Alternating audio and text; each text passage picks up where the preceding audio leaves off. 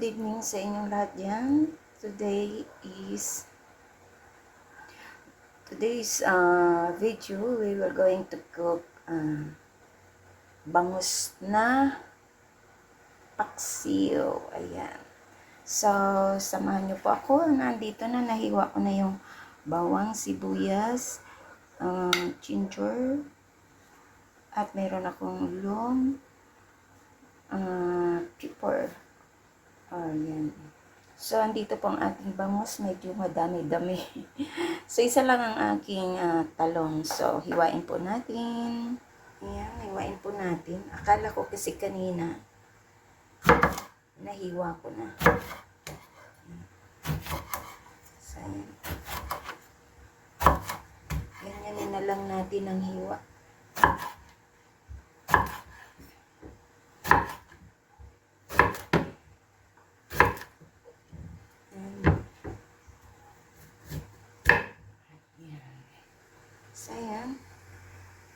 So, ayan, nilagay ko yung dyan, yung talong. Lagay ko itong ating iniwang bangus. At 2 tiraso itong bangus na to. Inubos ko na siya. Kasi favorite ko yung paksiw. So, ayan. At dito, lagyan natin siya ng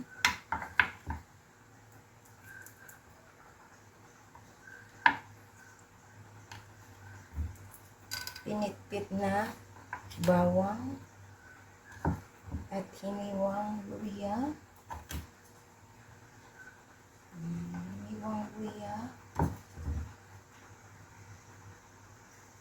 At yung ating red onions.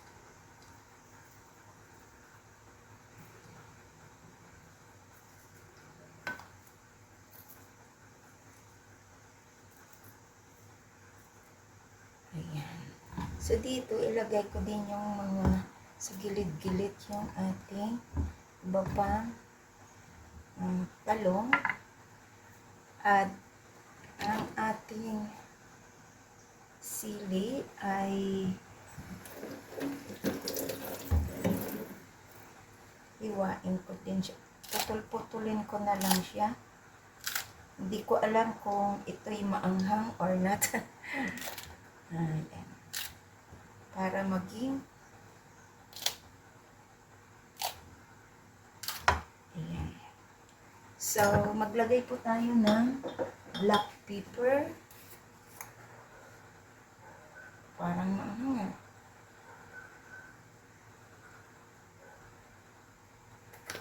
Ayan. At isunod natin ang asin.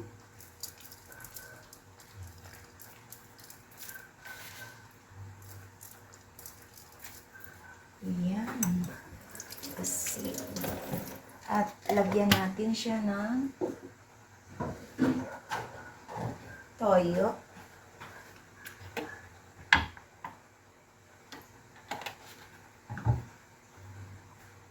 Para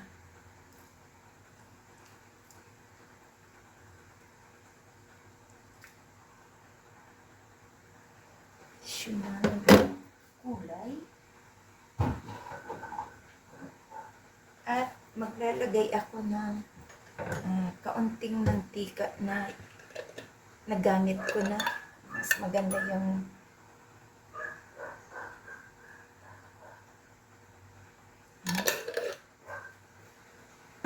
at lalagay natin yung ating vinegar na banana vinegar. So, yan, banana vinegar. Tanggal na yung So, ayan, ilagay po natin ang banana vinegar.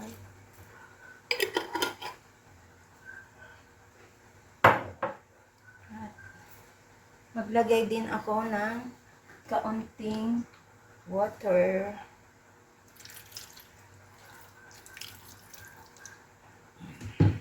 So, i-ano na natin siya sa stove.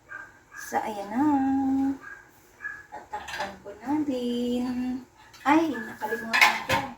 Hindi pala ako nakapaglagay ng seasoning.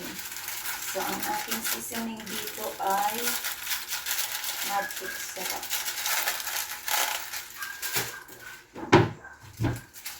Para lalong sumarap. Pwede rin kung hindi. Ayan. Ayan. Kunti lang. Kunti lang. At takpan po natin. Ayan. So, ayan. Lutuin po natin siya sa anong apoy? Mahinang apoy. Ayan. Ang ating apoy. Nasa medium ano lang siya. Ayan. So, lutuin natin at abangan natin for a few minutes. Ayan.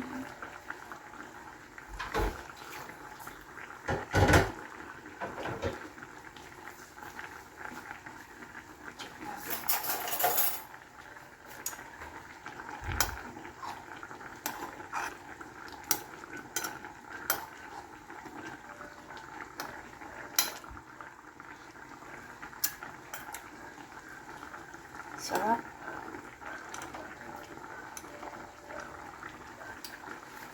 Parang dagdagan ko siya ng suka.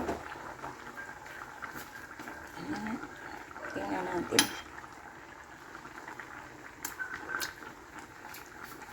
Sarap.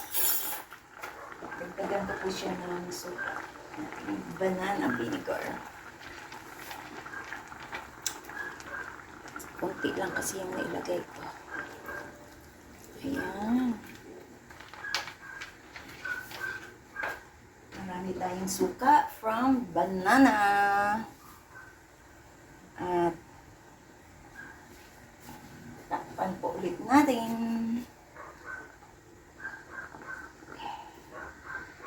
Tingnan natin.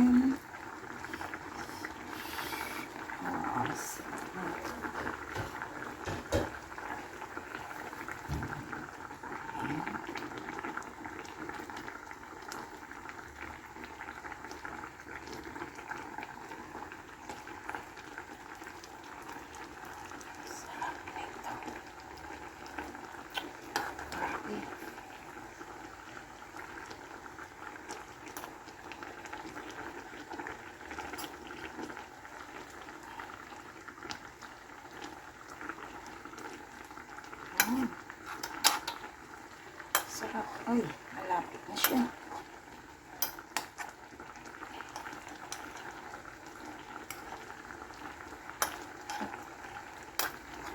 Spicy adobong paksiw.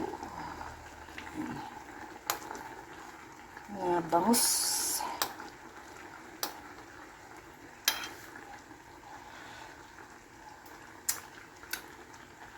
Sarap pala pag madaming ano. Ayun na, nung dinagdagan ko siya ng suka, talagang lasang-lasa mo yung suka. Yan. So, kunti na lang, pwede na natin siyang hanguin. Yan. At halos maubos na ang sabaw. Eh, ako pa naman gusto ko yung sabaw. Gusto ko yung sabaw na masarap. Sarap niya.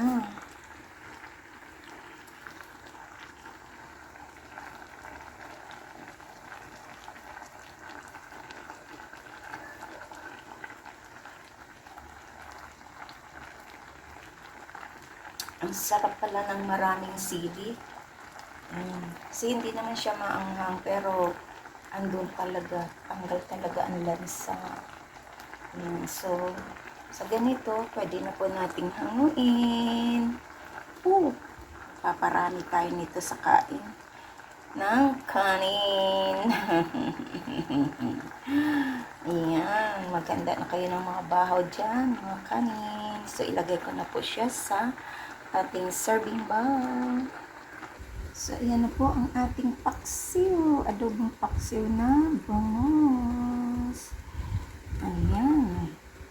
Ang sarap. Makaparami tayo niya ng kain. Uy, ang sarap-sarap niya. Promise. So, masarap yan pag meron tayong mga papaya pickles or atsara. Yan, pwede yan. Ayan. Pero pwede kanin lang.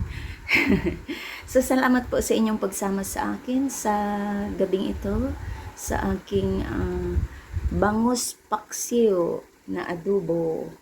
Ayan. Salamat po at mega love shout out sa inyong lahat dyan. Ayan, kaya ngayon bangos kasi may bagyo. So wala pong isda na makita ako. So bangos po kasi siya yung hindi siya ocean kundi dito lang siya sa ating mga palaisdaan. So yan. Bangus muna tayo at tilapia. So yan, nagluto ako ng adobong paksiw na bangus na spicy with eggplant. Ayan. Thank you so much po sa hindi pa po nakasubscribe ng aking channel.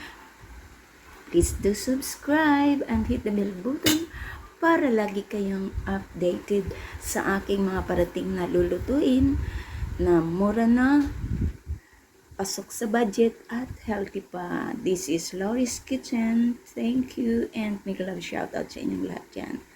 Bye! Kain na po tayo sa masarap na adobong paksiw, spicy paksiw. Yan, with eggplant. Thank you and bye-bye.